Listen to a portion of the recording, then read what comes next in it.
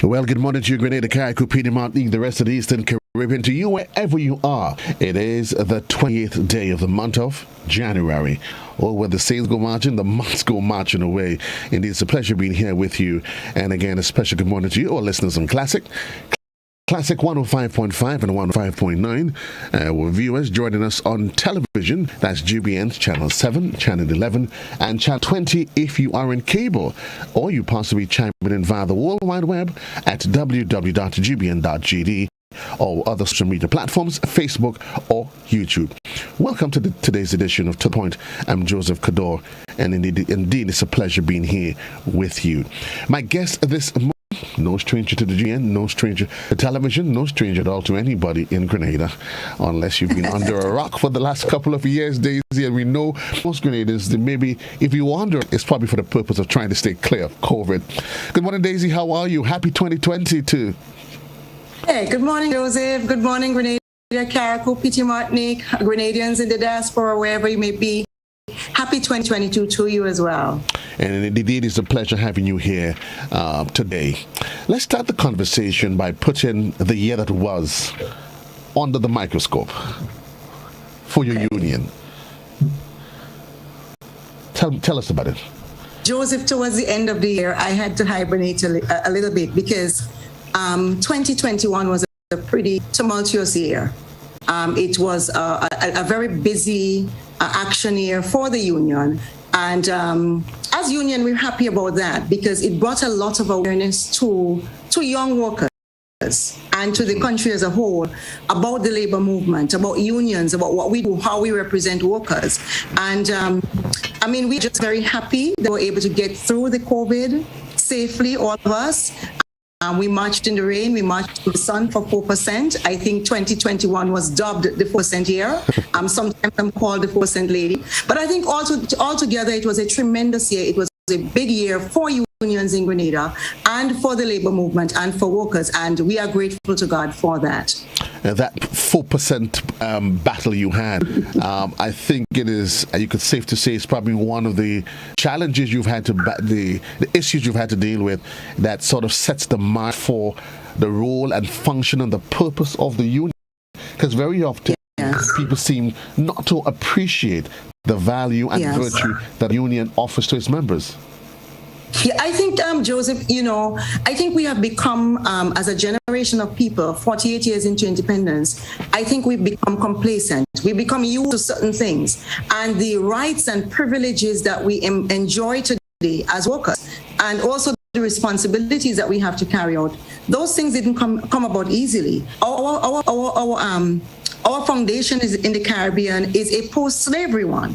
It's a post-colonial one. It's a post-plantation one.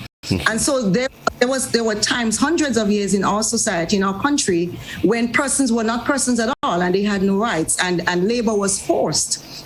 And I think because we have come to the place where there are so many rights and privileges that we can take for granted, persons become so complacent. And those rights are, again, we are seeing the reverse of the tide, where in the 50s, 60s, 70s, even into the 80s, those rights enshrined, those rights became something that you cannot just take for granted. We have seen in the last 20 years or more in Grenada, and certainly in the last 10, a sort of erosion of the rights that workers enjoy, especially within the public service. What do you think, in your estimation, what in your estimation has been rise to that erosion that you've highlighted?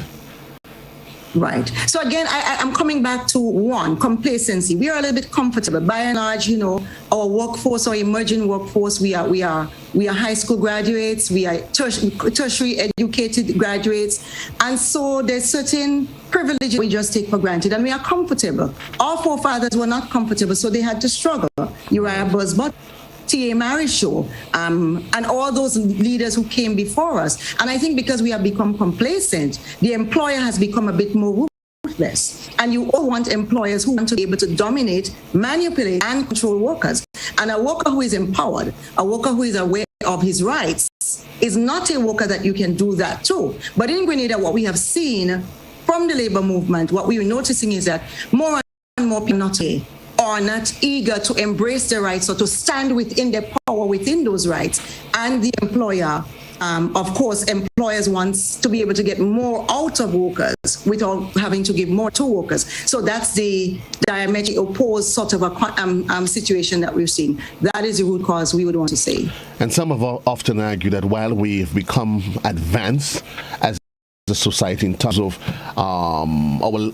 we have much more young persons compared to years ago attaining, let's say, tertiary or university education. So we've become much more knowledgeable, but yet those core principles, because we live in an age where we are told to do what we can to become good citizens.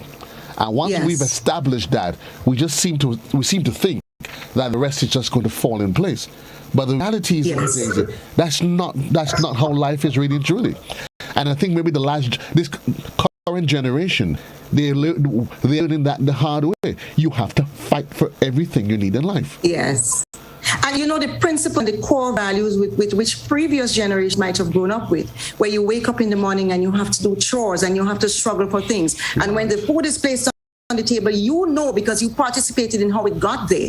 And it's a wonderful thing that our society come to the place where we can afford more, and I include myself in that. I have an adult daughter. We can afford more for our children, and we can give the benefit of educational opportunities that previous generations did not have. But what we may have lost along the way is continuing to instill in them those principles of hard work, of core values that our forefathers installed. And so we have a generation. I love young people. I'm still a young person.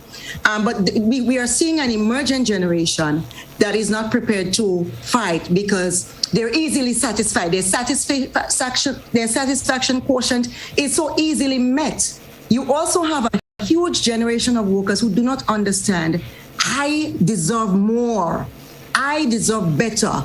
The paycheck that I take home at the end of the month should be better, should be more. The opportunities that are being provided for me in my society should be better, should be more. I mean, our sociologists, I guess, could tell us some more about why that may be. But from a union's perspective, we really just want to educate our members. We want to empower our members so that they can ensure that their rights are not stripped away from them while they're sleeping. You also see the reverse of that in terms of older workers or more established workers who, become tired of, and there are little gains and benefits that you have and you don't want to rock the boat too much, or you are employed in ways where you do not, so many of the public service is acting in position. Right. So you're acting, receive a little more salary, but you are aware, you're mindful that somebody can take away that acting at any moment, take away that additional sort of a privilege and power that you have within the workforce, take away the money that you've now become dependent on, and you don't want to rock that boat because you are depending on that money to pay your mortgages and to make it hopefully to 60.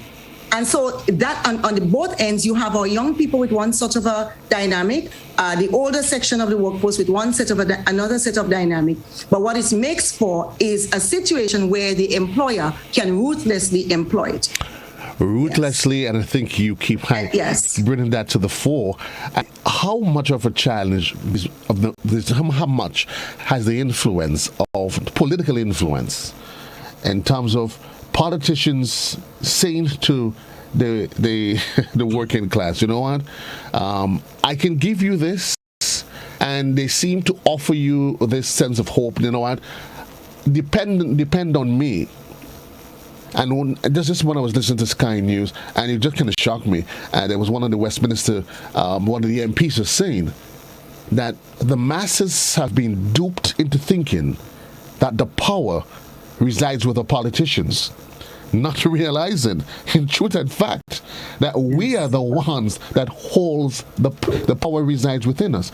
You think we get to a point where politicians have really and truly duped us, that we're thinking they're the ones that calls the shots and not us?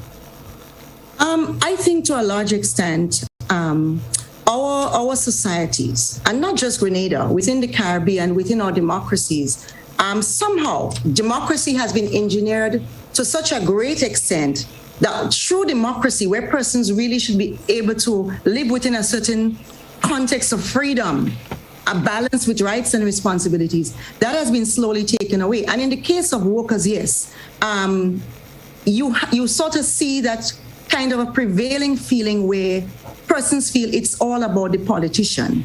And if I don't satisfy the politician, and if I don't please the politician, then my job may be on the breadline. And it brings us to a point that the union wants to put in the mindset of the public for this year, 2022. We've talked about it a lot in 2021, but for 2022, it is not 4%. It is section 29.5. Our labor code, our Employment Act, we want workers, we want the public to keep in their mind what the labor code and our Employment Act says about contract labor. So Grenada, it is 29.5 this year, okay? We see a large section of our workforce, the public service, perhaps about 40% or more, that is contracted permanently by the government. It cannot be true, it would be infactual in law to say that they are contract employees, because again, the labor code of Grenada spells out to you how, in what context, under what conditions a person can be contracted by government. But when we see persons who are doing day-to-day work on the established civil service, carrying out duties and responsibilities of positions that is in the established civil service, that if you pull your estimates of revenue and expenditure for the year, you will see these positions marked as positions that Grenada should fill. And you see persons acting in those positions long-term. Those persons are made to feel anyone at any day, at any moment, can send me home. Yes. An abuse of power, you say? Yes.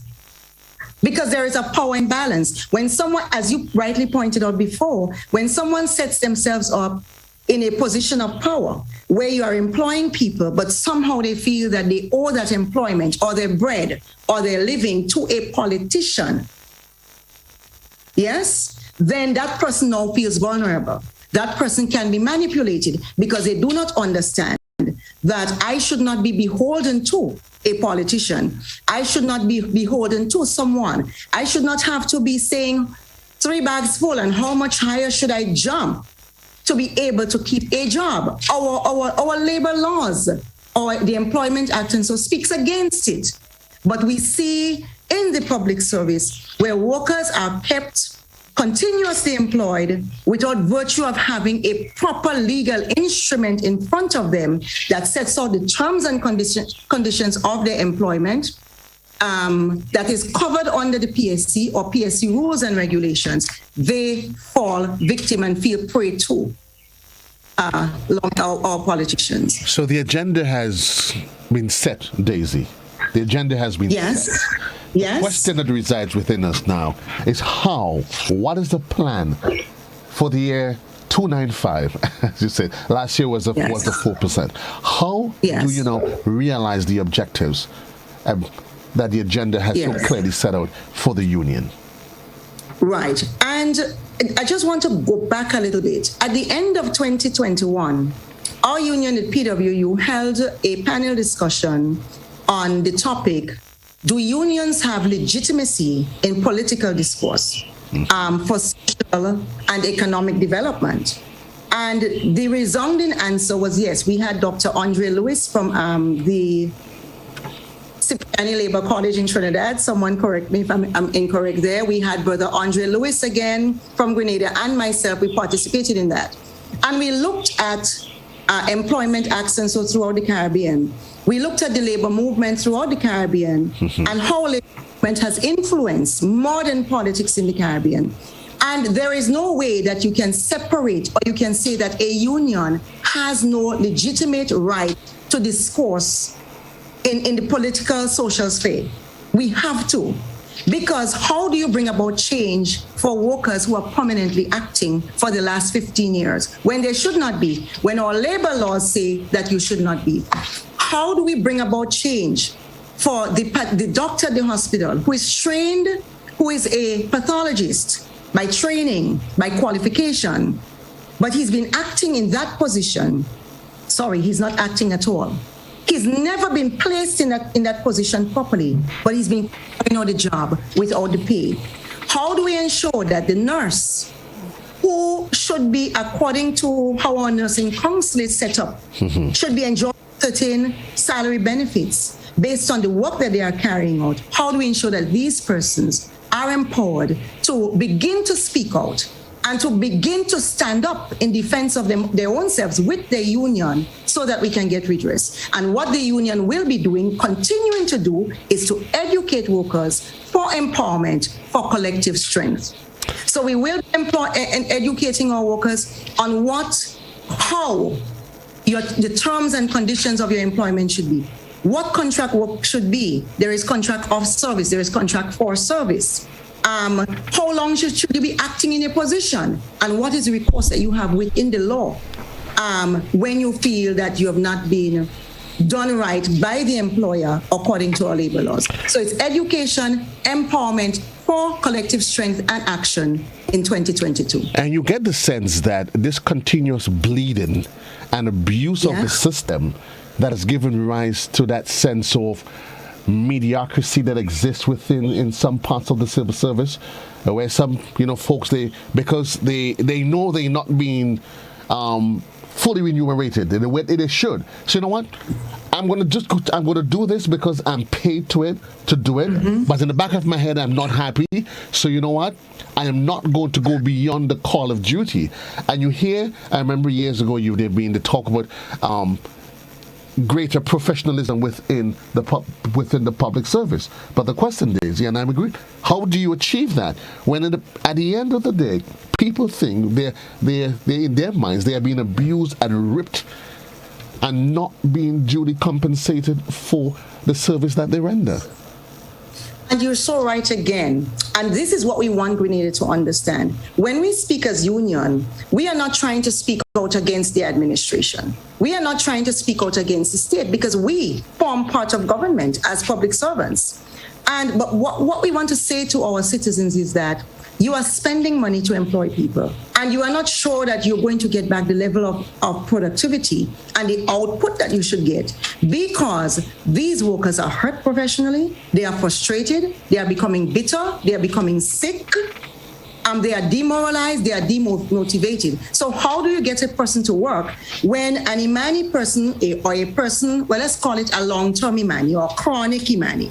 So someone who has been working as an Imani for 8 years, and because they're smart now, and they now understand, I am actually here doing the job of a clerk 2 typist, or I'm doing the job of a head of a department, or I'm doing the job in a particular grade. You're paying me $1,200 a month, but I should be in a grade G, earning 3,000 something because of the duties that I've been consistently providing to the nation over 12 years. How do you get that person when they cannot feed their children properly, when they cannot establish livelihoods properly in this society? How do you get them to be as productive as you would want them to be?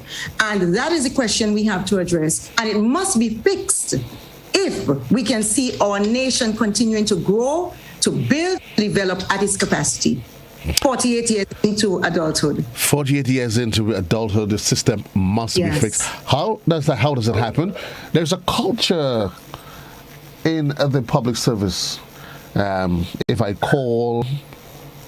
going to call the ministry at 8 o'clock because the ladies are still in the washroom, or they just make it up the stairs, dialing up as it is, or why I can't get through at 5 minutes to 12. Or if you have to get any one of the government offices, 4:30, 4 o'clock, believe me, they have abandoned their posts since 4:30, 3:30.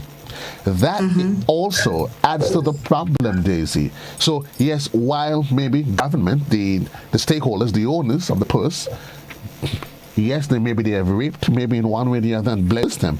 But there's a culture that has developed over the years that has to be balanced out and has to be addressed itself. How do we fix that one as well?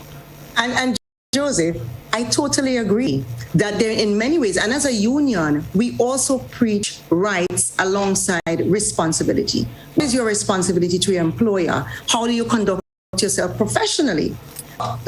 Let's go back a little bit. Under the normal public service as we know it in Grenada, when a worker enters into the public service, you're inducted. You're inducted into the public service, and any area of the workforce that you have to perform in, someone can just take it for granted that because I employ you to be the receptionist, that you know how to be a good receptionist. Someone cannot assume, an employer cannot assume that because I employ you to be the senior information officer or the chief information officer, yes, you may have the qualifications and the academic and all of that, but the employer also has to invest into training for workers. This is what 500 Fortune companies do.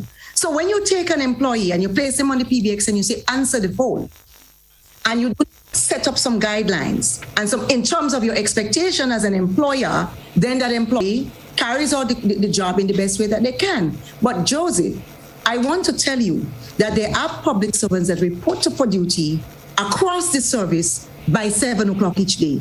If you go to the complex, the buses are leaving St. Patrick, St. Mark, St. John by 6 or before, and you see those workers pouring out in droves in those buses by 7 o'clock in the complex. So it is not true to say that most workers or these workers do not report for duties early, or that they're off at lunch, before the lunch break and all of that. You have some of that in the system. But again, it is the age of technology. So why is a ministry or a government department relying on a human person alone to manage its PBX, its customer service? Because when you call into a ministry, what you should be getting is not a person, but a thing, customer service. And that customer service, even if a person is not there to answer, technology gives us all the tools to be able to field your calls, to pass you on, to say to you that, hey, I'm not at my desk, but you can call me back.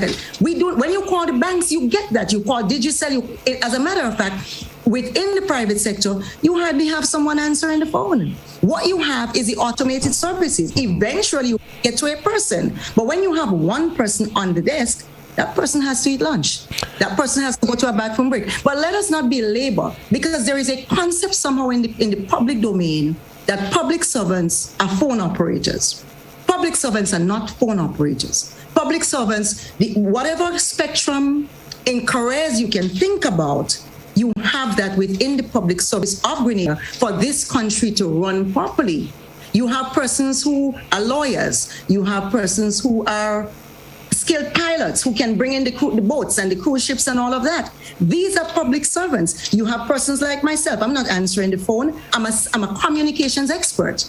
So the public service is not just about someone who's answering the phone or someone who's cleaning the floor. They are very important. We need them. But whatever career you can think about along the spectrum of skills, careers, qualifications, it is needed within the public service. Think about it. We're in the age of technology. Who are the persons who have placed government services online? Who have the persons who have developed programs that can place our students online? Those are IT technicians, skilled and qualified persons. So it's not just about persons answering the telephone. It's about persons who are driving and engineering the development of this country, but they are not recompensed properly. They are not employed properly by the government. Having made that point, and I agree with you wholeheartedly. Yes. Are you, as a union, anyway concerned that automation, AI, in any way, the emerging front would anyway replace human capital within the public service? And how much of a concern is that, if ever it is? Know that you've automation is not new. Automation is continuously engineered and re-engineered. Media is not new. Even new media is not new. It is now new media. We may be getting to the point in Grenada where we are now going online a bit more. The pandemic has pushed us along with the world online a bit more in the virtual sphere and all of that. But it's not new. And there are countries around the world that has been taking advantage of technology and of media to drive their economies. And yes, you will have changing of jobs. The job past may not be the jobs of the future, but there's never going to be a time when the human condition is not needed. Alongside innovation, automation, the use of technology, you are always going to need people. What you have to have is a civil service that looks inward and says, what are the jobs for the future? Who are the people that we are going to need? How do we train them ahead of time so that when Grenada needs them, they are here, citizens of our country that we need. Now, if you go back into the past, let's say 30 years ago, even 20, there are many positions on the established service. Grenada might have had to contract out. We see Grenada bringing in Cuban nurses. We should not have to bring in Cuban nurses into Grenada. God bless them, they have come. But we should not have to, because there is enough. There are too many young persons out there who we can train to be competent nurses. But why don't we have enough? We've allowed them to go because they're not paid properly. We are not training enough. We closed down our nursing school, which Grenada desperately needs. Our nursing school should have been training nurses, not just for our market, but for the export market. Rather than seeing into the future, what did the authorities do? Close down our nursing school. Nurses can now train at SU. And now you are seeing attempts to sort of bring back some sort of a training within the service. And so must be about thinking about the future and where are we going to need to place our human capital. And note I said human capital, not just a person who's answering the phone or sweeping the floors, but capital for the development of your country. You cannot develop a country without your human capital.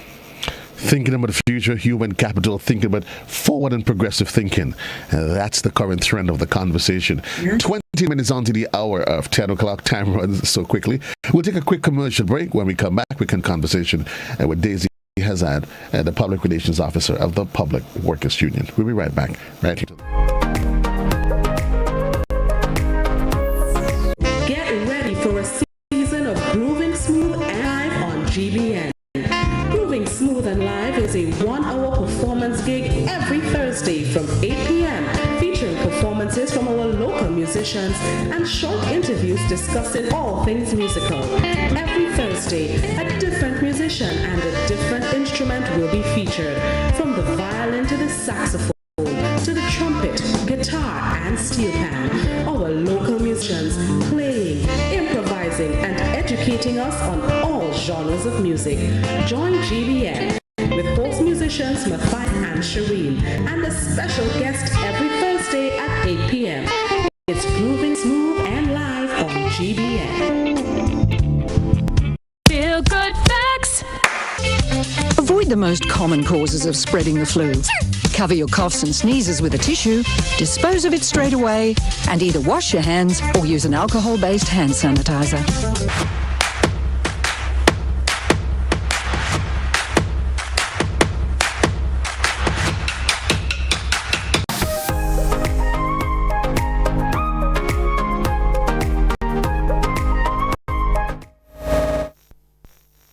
Welcome back to the program. 25 minutes on to the hour of 9 o'clock. Welcome to the program again. For those who probably just joining us on different platforms, we say thank you. My guest this morning, Daisy Hazzard, the Public Relations Officer of the Public Workers Union. Daisy, we're talking about paradigm shift, a change of culture, a change, an awakening of our senses, an appreciation of who we are, the values that resides within us. We are educating ourselves more. I know what I'm saying. We're educating ourselves more, but we know so much. We know so little. We know so little. What are some of the plans from the union's perspective as to how you would engineer and start to awaken public servants, Grenadians on a whole, as to their rights? Because that is something we grew up being taught civics at school. Civics, yes. That seems to be a conversation of the past. You ask a child basic information on their rights, what is enshrined in the Constitution, and I'll say even me, as a media personnel, there's sometimes to go back to it as okay. So let me rehash. Where do we start? And starting with the union, that plan to change the way that we think or the way that we do not think. Right. So from a union's end, we understand that if we do not have empowered workers, our collective strength is weakened. And I think, as we said earlier, in 2021, unions collectively, certainly the PWU, TAU, and the GUT, because we had that 4% struggle and we were front and center in public imagination and thought and consciousness, I believe that the groundwork for that is well laid. And so this year, we are now going to, we have laid the groundwork, we put the seed in, we're going to cultivate it. We have to do this at many levels. From the union level, we are going to continue having our our empowerment sessions, our panel discussions. We are going to be having meetings with our workers. We are going to be doing workplace visits. We will be doing educational sessions for our workers so that they can be empowered. We also will be engaging the government, and we've already sought to do that since last year, to bring about some sort of a much needed, urgent institutional change, because Grenada as a country cannot go on to employ the public service in the way that this administration is doing it. Our country will sink. There is a lack of understanding in the public domain of just how the public service runs this entire country, and that without it, the private sector cannot function. Without it, we cannot function. The public service is the engine, is the driver of all of our systems and processes within the society. When we allow an administration to deplete the public service, a person might be working, let's say, as an Imani trainee for 8-10 years in a position. They're not able to afford themselves higher education. They're not able to set out a career path. They're not able to say, you know what, I want to train to be a bosun, or someone who, as a pilot, someone who works with not customs and immigration, your port authority, and say, okay, I see this person, he's skillful when he's working with those boats. I want to set that as a career path. They can't. They're there for 10 years as an Imani, for 15 years as a contract worker with a first degree, working for $1,600 a month. So literally every month, every year that they would have served $100. And so we as a union, we have to bring about that change. And so we have to engage with government forcefully, but also on the table. And to say the almost 400 established jobs that are there that you are not filling, fill them. The persons are in the positions, they are doing the job, confirm them so that they can begin a personal upward trajectory, a career upward trajectory, and a Grenada upward trajectory. We are also going to say where you have to employ persons contractually.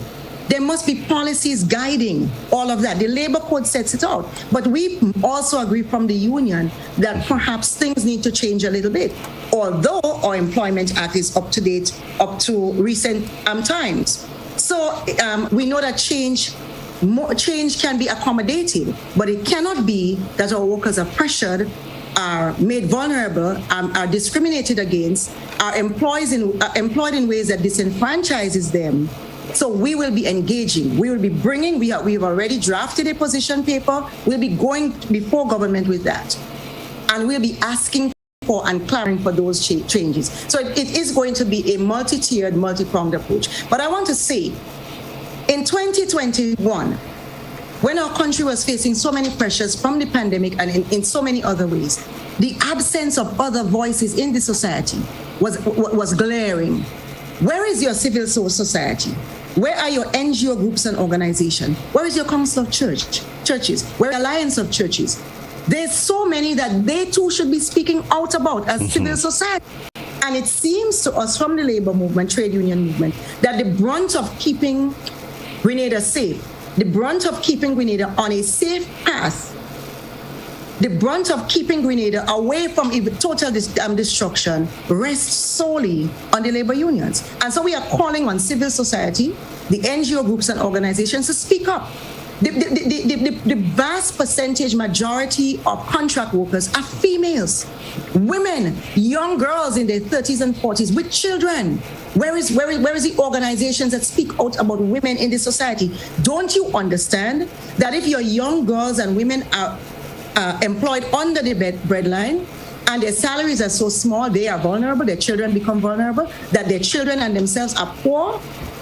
Don't we understand what it means for Grenada? Where are the groups that can speak out about men? Where are the groups that can speak out about seniors in our society? So it cannot just be about the unions. We have our role to play. We are determined to play our role. We have mapped out how we are going to do it. But we are calling on all of Grenada to play its part in safeguarding our society and our democracy. We have a caller on the line. Good morning, caller. You're live. Indeed, good morning, Mr. Cadore, and greetings to your guest. Can your guest hear me, or is she in your presence? Let's show. Go ahead. Go ahead, sir. Very well. Listen, congratulations to you this morning, sister. You know, I always admire listening to you. I want to tell you this. I served in the quote-unquote public service on 2 occasions in my life. But it happened that during that time, the Public Service Commission, which is a constitutionally, you know my position toward the Constitution, but it's a constitutionally placed institution, designed. But I have noticed on my return to this here country that has gone away. Today you don't hear about the Public Service Commission. It brings the question: why has the public workers of this country allowed the government, the executive, to dismantle the Public Service Commission and set up the Department of Public Administration run by the so-called Prime Minister? Why have you allowed that to happen? No, I'm not blaming you, because of course your positions change. Different people come in and it's been a history. But the fact is this: it should not be, because there you have the fruit of what that decision has borne. Question therefore: can you, as the workers, hired and prepared, because the Public Service Commission prepared the workers, found the needs on all departments of the state, run the apparatus to place in the workers, etc. But that has now changed, and partisan political influence decide that, which is totally against the Constitution. Can you, madam, and your organization find a way to legally challenge this to the courts of this here country? Because it has to end. And mind you, I'm fully supportive of any move you make to take our country back from the organized crime syndicate that has sequestered it and has captured the state. I'm all with you. Citizen Rollo here. Good morning and have a nice day. Thank you very much, sir. Lady Hazzard?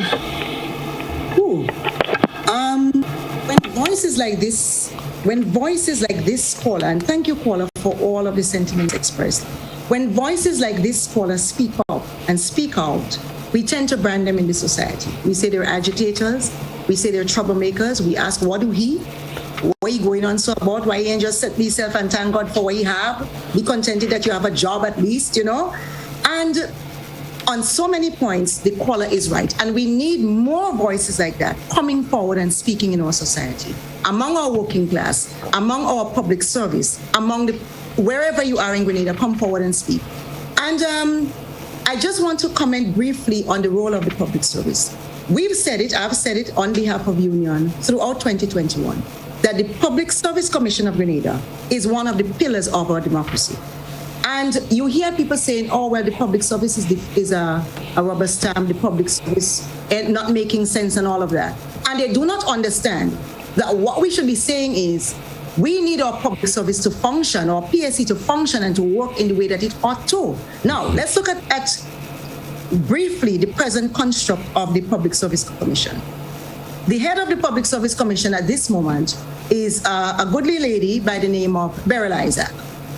That lady, before becoming head of the Public Service Commission, enjoyed the role of the CABSEC into her retirement years. So she was CABSEC, retired at 60, and was brought back into the service to continue working as CABSEC, and then moved immediately from CABSEC into the Public Service Commission. How does that really give us the courage and the trust that the Public Service Commission is working on behalf of Grenada and not the administration?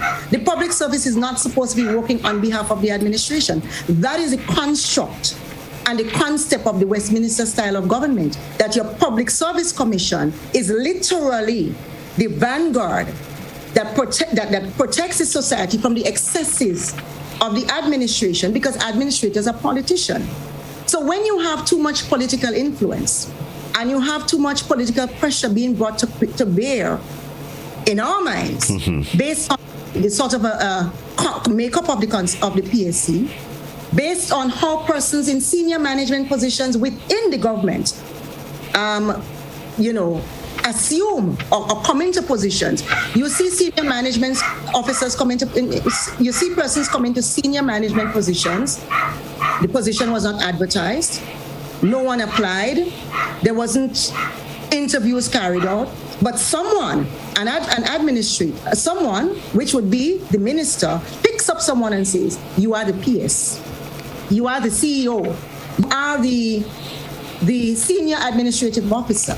So the question might be, is everyone coming into those positions or assuming them by dint of merit, by virtue of qualification and experience? But is it more to do with how closely you are aligned, or how much a politician believes that you will toe the line that they want you to toe? A blueprint for corruption, possibly? Say that again? A blueprint possibly for corruption? It is difficult for the union to have this conversation publicly because these senior managers are all our members. But we also understand that these members feel a lot of pressure every day to just toe the line because most of them are acting. Most of them have been placed, dropped into positions, and no one really wants to give up a position that allows you to be able to earn a little bit more and do better in the society. Now that you haven't mentioned that, Daisy, because I'm keeping my eyes on the clock, and there's two issues I want to make sure that we touch before. Yes. The contract loan facility through the GDB that being ushered in by the government. I know we talked about contract workers. We've heard the cry, not just from the public, from the GUT, from across all facets of the union. Is this a hoorah moment for the union? Listen, contract workers, there's a facility you can afford now to go to GDB and get yourself a loan. Let me start by saying, Joseph, that I'm very happy that we've come here. There's only 11 minutes remaining also in the program. So we are not going to have the time to delve into this issue as thoroughly as we should. It means, therefore, that the PWU has an appointment with GBN to the point. You always have an appointment. Absolutely. You just need to confirm. So let me say, on the face of it, it's a golden egg. On the face of it, the goose has laid, and it's a golden egg. Because there is no doubt that the so-called contract workers in our country, the long-standing Imanis and so, need some surcease. They need some relief. A lot of other categories and classes of workers within our country and the public service need relief. But we can say as a bottom line, our workers, the ones that we mentioned, the contract workers, are severely disadvantaged, and so they need some relief. So on the face of it, that golden egg has been laid, and the government has done well in providing that facility to workers through the GDB. But when we examine it, and when we hear from our workers, and we've heard from them a lot in the last 2 days, they are not so sure that it's really a boon for them, more than it might be reminiscent of the 2018 MOU that unions signed or was presented to unions on the eve of the 2018 elections. So on one hand, it seems brilliant, but I would say it's a brilliant move by political minds. We cannot deny that, because the country is abuzz right now that contract workers are able to attract from the GDB, a loan of $375,000. So let me make it clear. It's not as if every single contract worker can walk into the GDB today and walk out with a loan of $375,000. It is very doubtful how many of them will be able to qualify for any such loan, and what amount of that loan that they can get based on their individual financial position out of that $375,000. So I want to make it clear, Grenada, it is not as if every single worker will just go to the bank and qualify for $375,000. That's the maximum amount. Qualification will depend upon financial guidelines that the bank will have to follow. What I dare say we will hear in the future, when workers begin to cry out even more that they're not able to get the loans, we will hear that the bank is not doing its job. And that would be untrue. Because the bank would have been placed in a position where you are telling the public that workers can get $375,000, but it's a financial institution and it has to safeguard itself. Mm-hmm. When you apply for a GDB loan, like with any other financial institution, there's a long list of requirements that you have to meet. You must at least have 40% of your income free and clear after you meet all of your financial obligations as an individual. How does a worker who's been working for 20 years and their salary is now $1,200 qualify for such a loan? after they paid electricity, rent, most of them are renting, and all the other bills that day-to-day life require. What percentage of that income, how much of that $1,200 or the $1,600? Because we really do not have a lot of workers going above that threshold. Maybe some of our doctors and so in the hospital. Right. Maybe some of our nurses and so. But at the end of the day, our workers are saying to us, it sounds good, but I don't know how good it is. Political gimmick? I have had at least 5 workers call the GDB and say, I'm a worker. This is what I would like to do. The first worker called me back and said, I did not qualify because I would like to repair the house that I'm living in with my children and extend on it. But the land I'm on does not belong to me, so the bank will not give me that loan. And I've had 4 other such workers call back, and we've had our workers calling into the union to say, I may not qualify or I may only be able to get $10,000. But I want to say to all contract workers, all Imani, line up before the GDB. I was surprised yesterday when I did not see a long line outside of that bank. Line up before the GDB. The conditions are good. 30 years, 3%. You may think, well, okay, if I take that loan today, how am I going to pay it off in the future? If they fire me, they cannot fire you. You have been working too long with the government for them to fire you. And according to the labor laws of Grenada, they cannot. So when the supervisor or the manager tells you, we are going to fire you, let them know, I know that you cannot, because I am a permanent worker by virtue of the labor laws of Grenada and how long I have been working and laboring and giving service here. So I want to encourage all workers, line up in front of that bank. Go and see what percentage of that loan that you can get. Invest in some land somewhere in the mountain for your children. Think about for yourself in the future. Right. Because that's the only thing so far that you've been given, but it is not a golden egg. It is not a golden egg. On the face of it, it appears good. It's a brilliant political move. But for our workers, we are doubtful that they will enjoy any great benefits from the GDB loan. And another ploy possibly by the powers that be to muzzle and to probably control. You know, as we said at the start of the program, we have come to a place in our country where, by and large, we see people who are easily satisfied. Their satisfaction quotient is low. They have been conditioned into believing that what you're getting is what you deserve, that you should not aim for more or for higher. And this loan, I guess, may also further deepen that condition. Or maybe that is the intent. But I can tell you, the feedback that we have been getting for our workers, they are annoyed, they are frustrated, they are vexed. There is a bit of hope among them. Right. That possibly they may be able to go and get something. And what we will do from the union's end, and I have not discussed that with my councillors yet, we will try to put together a financial forum for our members so that we can get persons who can advise them how. So, for instance, there was one worker that called me yesterday, and when she called the bank, they told her no, and we discussed it briefly. And I said, think about this, think about that. She called them back and she said, based on the idea we've discussed, I may just qualify for something. Right. So we want to say, line up and go before them. Let the line stretch all around the St. George's, all across Grenada, so that the public can see that when the union speaks about contract workers and what is happening in the service, we are not talking out of our mouths. We are presenting Grenada with factual information. We are presenting Grenada with the truth of what is happening to our young and not so young people in our society. And there are people in this service that are hurting. Go for that loan. We will be there. If you need assistance, at some point we will set up a symposium to help you, to guide you individually, or to give you some broad understanding of how best you can access that loan. Okay. We also will... Just hold for me, Daisy. I have a caller. Yes.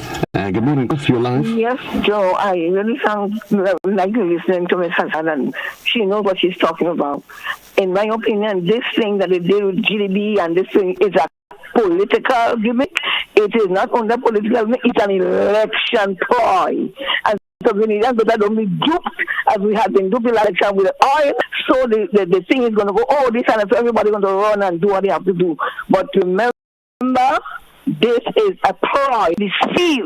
We are in an age of deception, and the government is deceiving the nation. The nation does not even know where this government is taking it. It is taking it down a precipice, and if we don't go on our knees and pray and seek the face of God, we are going to go down in that precipice with this government. Thank you. Thank you very much, caller.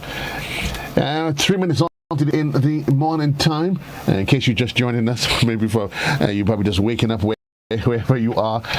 My guest this morning, just getting ready to wrap the conversation, is Public Relations Officer of the Public, Daisy Hazzard.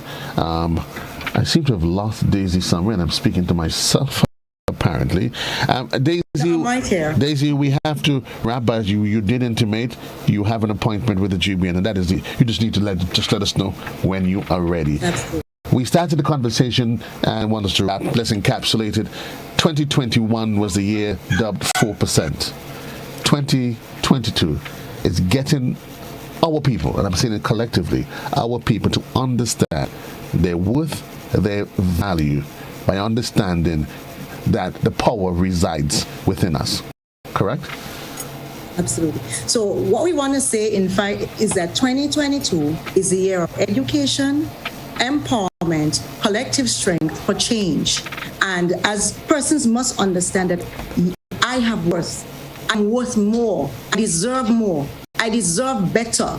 And I demand better.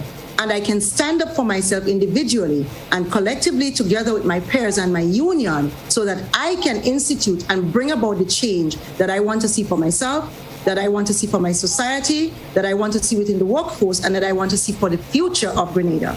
We believe that we can do it. We know that we can do it. And workers, we are appealing to you. Stand with your union. Begin to stand on the power that is within you. We all have the power. Many times persons say to me, "Why are you so brave? Aren't you afraid?" I am not afraid. I am not fearless. I'm human. I doubt that my president is fearless. He's human. The other persons who have stepped forward to serve on the council of the PWU and in all unions across this country, we're not fearless, but we're unafraid, because we know that it must start somewhere with someone standing for something. And we are encouraging all of our workers, whether you're established and prominent, whether you're acting somewhere on a stage in the civil service, whether you don't even have a letter that tells you what your job is or the conditions of your employment or what your job title is, whether you cannot get a job letter when you require one, whether you cannot even get a pay slip when you require one. We want to say to you, the power resides within you to bring about, to engineer, and to make the change that you want to see for yourself and for your children in this country. Thank you, Daisy. It is yet early times in the year 2022, and certainly this conversation would continue to resonate at all ends as we continue to look for forward progress as we advance under one flag, as a nation, trying and believing in God. 48 years on. Daisy Hazzard, Public Relations Officer of the Public Workers Union. I want to say thank you, Daisy, and say thanks to all of our viewers and listeners, and those of you that made your contribution via the Facebook portal. Indeed, we really do appreciate you. Kipling, Francis, Andrea, Angela, and everybody else that is there. Christine, Sylvester, thank you for being part of this program. Until then, so long, everybody. JC loves you, and as I say to you every day, continue to live life and love life. Treat each day as it's your last day on planet Earth. And when it's all over and done, you sleep, you wake, you give thanks, and you continue living all over again. Until then, be good yourself. Take care.